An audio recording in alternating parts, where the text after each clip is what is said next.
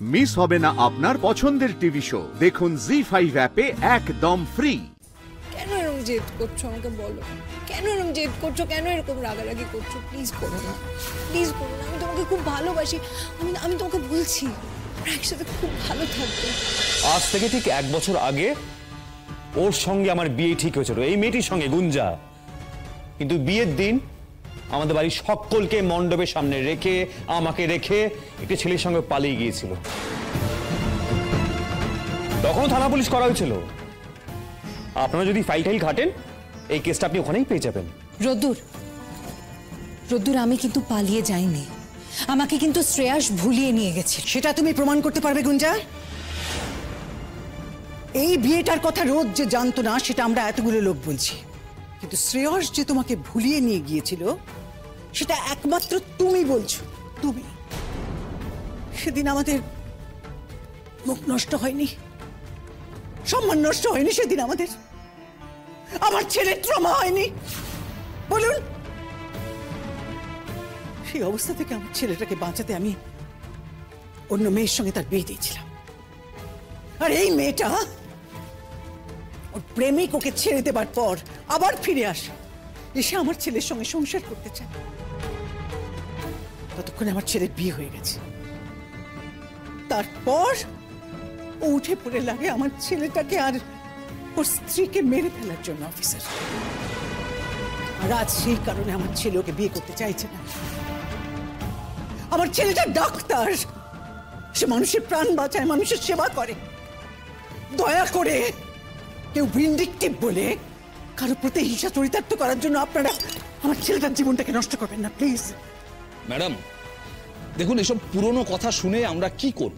যখন এগুলো ঘটেছে তখন আপনাদের পুলিশের দ্বারস্থ হওয়া উচিত ছিল, বললাম তো। তাছাড়া আপনাদের মুখের কথা আমি কিভাবে বিশ্বাস করব যে উনি এই সমস্ত কাজগুলো করেছেন? নেই অফিসার, ওদের কাছে কোনো প্রমাণ নেই। রোদ্দুরের মা, ওরা না নিজেদের বাঁচানোর জন্য এই কথাগুলো বলছে। গুঞ্জা, কি হচ্ছে কি গুঞ্জা? চুপ, আর কোনো কথা বলবে না তুমি। মা প্লিজ প্লিজ, তুমি আজকে আমাকে চুপ করিও না। আমাকে আজকে রোদ্দুরকে নিজের মনের কথাগুলো বলতে দাও প্লিজ। রোদ্দুর, আমি তোমাকে সত্যি কথা বলছি। তুমি যদি আমাকে বিয়ে না করো আমি কিন্তু তাহলে আর বাঁচবো না, আমি কিন্তু মরে যাবো। তুমি প্লিজ বোঝার চেষ্টা করো, আমি তোমাকে খুব ভালোবাসি, আমি খুব ভালোবাসি তোমাকে। আর আমি তোমাকে খুব ভালোবাসি বলি আঙ্কেল যখন আমাদের বাড়িতে তোমার আর আমার বিয়ের প্রস্তাবটা নিয়ে গেল, আমি কিন্তু তখন একবারে রাজি হয়ে গেছিলাম। এটা জানার পরেও যে তুমি বিবাহিত, তুমি ভাবো আমি তোমাকে কতটা ভালোবাসি। কেন এরকম জেদ করছো আমাকে বলো, কেন এরকম জেদ করছো, কেন এরকম রাগারাগি করছো? প্লিজ করো না, প্লিজ করো না। আমি তোমাকে খুব ভালোবাসি, আমি তোমাকে বলছি আমরা একসাথে খুব ভালো থাকবো। আর আমরা দুজন তো অনেক স্বপ্ন দেখেছিলাম একসাথে, আমরা সেগুলো তো পূরণ করতে পারি। রোদ্দুর কেন এরকম জেদ করছো? প্লিজ করো না এরকম, প্লিজ। দেখো তুমি যদি জেলে চলে যাও আমার ভাল লাগবে বলো? আমার ভাল লাগবে না। আমি তোমাকে ছাড়া একটা দিনও ইম্যাজিন করতে পারছি না। রোদ্দুর প্লিজ আমার সাথে এরকম করো না, প্লিজ প্লিজ আমাকে বিয়ে করে নাও। তুমি দেখো আমাদের যদি বিয়ে হয় আমরা খুব ভালো থাকবো, আমরা সুখী থাকবো একসাথে। প্লিজ রোদ্দুর, প্লিজ। এই কথাগুলো কেন বলছো তুমি গুঞ্জা?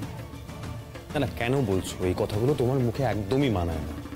আর এই সমস্ত কথা বলে সময় নষ্ট করছো তুমি। তুমি যাই বলো না কেন, আমি তো তোমাকে বিয়ে করব না। তার থেকে বেটার আমার জেলে যাওয়া অনেক ভালো। না,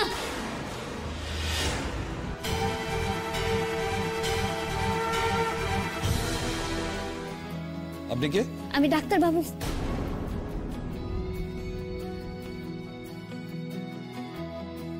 রোদ্দুরের প্রাক্তন স্ত্রী,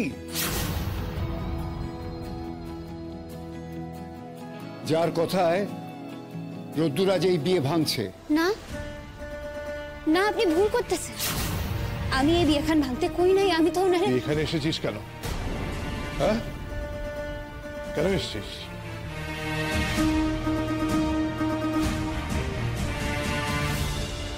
কি হলো, চুপ করে আছিস কেন? বল কেন এসেছিস এখানে? তোর আর কি চাই? হ্যাঁ, যা চলে যা, যা যা যা যা যা বলছি, চলে যা।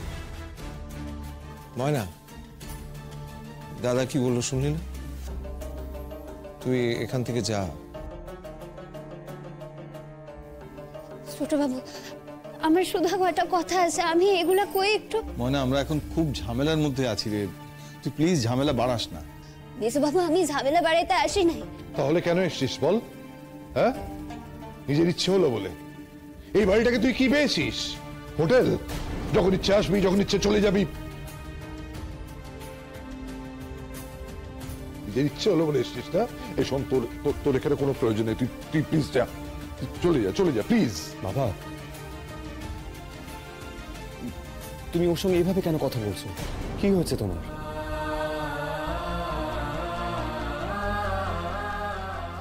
বাবা, আর যাই হয়ে থাক না কেন, এখানে তো ওর কোনো দোষ নেই, ওর তো কোনো হাত নেই। তাহলে তুমি ওর সঙ্গে এইভাবে কেন কথা বলছো? বাবা, একটু থামো না, শান্ত হও প্লিজ। নেই? কি বলছিস তুই? হ্যাঁ, যা কিছু হচ্ছে সব তো ওর জন্য, ওই তো দায়ী। ও যদি তোর কানে ফুসমন্ত না দিত রোদ্দুর, আজকে তুই বিয়ে ভাঙতিস বল? আজ বাড়িতে পুলিশ আসতো। বিজয়কে আমার তুমি ভুল করছো।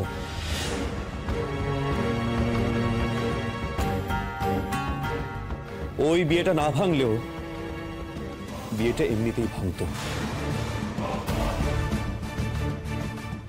সেটা তো আর ও জানতো না, জানতে না বোধ হয়, তাই না? আর সেই জন্যই তো তোর কানে আজকে ফুসমন্তটা ঢেলেছে। খারান, খারান,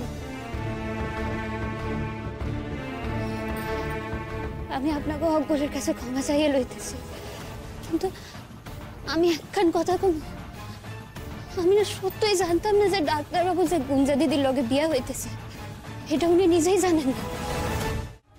আমি এর লেগে ক্ষমা চাইয়ে লইতেছি। আমি যদি জানতাম, আমি যদি একটুখানি টের পাইতাম যে আমি ওনার লগে দেখা করলে এত কিছু হইব, এত সমস্যা হইব, আমি তাহলে ওনার লগে দেখা করতাম না। আপনারা বিশ্বাস করেন, আমি না যাই না ভুল করছি, কিন্তু তাও তো ভুল করছি। আমি এর লেগে ক্ষমা চাইয়ে লইতেছি। ময়না, তুমি কেন ক্ষমা চাইবে? এখানে তো তোমার কোনো দোষ নেই। না, তুমি কারো কাছে ক্ষমা চাইবে না। এখানে ভুল আমার। আমি আরো অনেক ভুল করেছি। আমি আমার বাড়ির লোকজনদের ভরসা করেছি। আমি দেখতেই চাইনি আমার সঙ্গে কার বিয়ে হয়েছে, আমি জানতেই চাইনি। অবশ্যই এখানে ভুল আমার।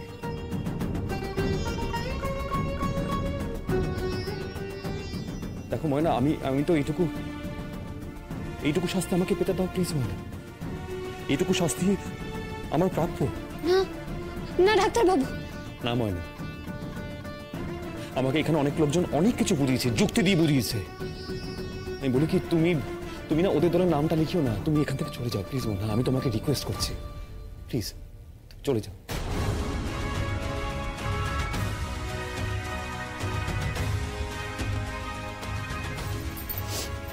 আমি নিজের ভুলখান শুধরাইয়া লইতে আসছি ডাক্তারবাবু। আমাকে বোঝাতে এসেছো যেন আমি গুঞ্জাকে বিয়ে করি? সেটা পসিবল নয় ময়না। জি5 ডাউনলোড করুন আর সব এপিসোড দেখুন একদম ফ্রি।